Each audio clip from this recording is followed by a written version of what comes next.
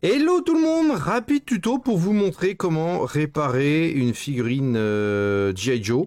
En l'occurrence, là c'est un G.I. Joe, mais ça peut marcher sur toutes les figurines qui, comme vous le voyez, ont un petit élastique qui se raccroche aux jambes. Donc bon, plus compliqué que ça, vous voyez, il y a une petite vis derrière.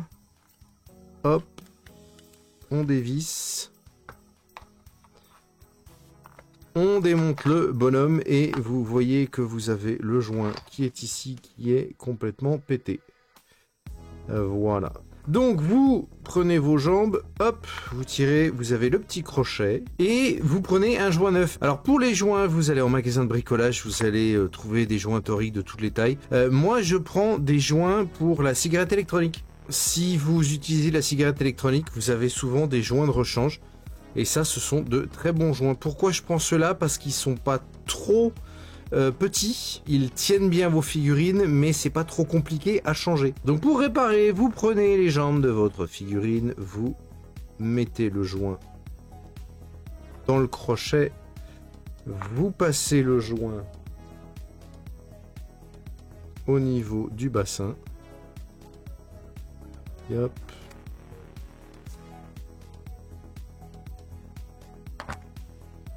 Parfois, faut aller le chercher. Hop. Voilà.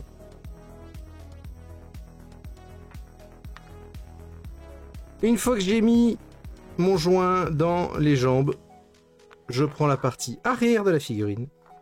Parce que c'est celle-là qui a le gros support pour le joint. Hop, je positionne.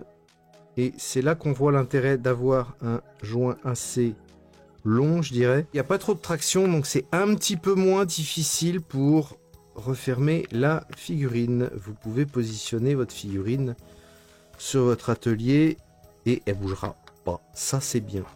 Donc je mets la tête. On positionne la tête. On fait attention évidemment que justement l'élastique ne tire pas trop fort. Alors moi j'aime bien retourner les bras justement pour qu'il puisse tenir tout seul. Voilà. Et c'est là que ça devient un petit peu plus compliqué parce que c'est là qu'on peut faire tout basculer. J'insère la partie là de la partie avant de la figurine et voilà, c'est là qu'on a les problèmes. Hop. Et donc faut le faire assez vite quand même. Voilà. Ça c'est fait. Et on n'a plus qu'à revisser.